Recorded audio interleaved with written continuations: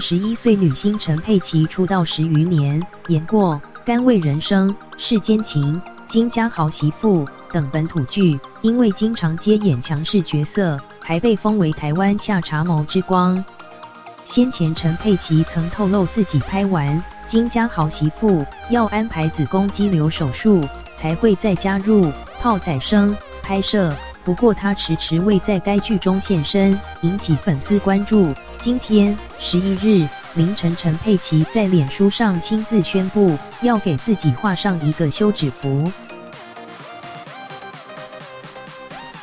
陈佩琪今凌晨在脸书 PO 出长文，她表示许多粉丝都发文询问她究竟何时回台8台语8点档。陈佩琪坦言，真的很抱歉，我几乎看到就删了，因为我真的没有答案。她指出，其实自己认真休息养生还没超过10个月，而且这中间还有回去插花2、3个月金家的拍摄。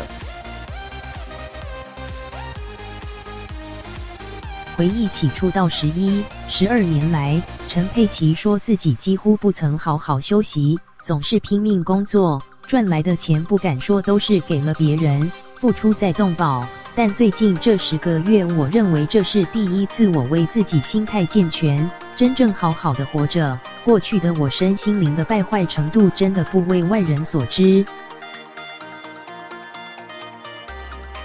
陈佩琪说，人生才过一半，相信至少还有40年要过。我想，这中途适度的给自己画上一个休止符，一点也不为过。最后，他向粉丝喊话：我和大家一样，都是一介凡夫，我也有需要停下休息的时候。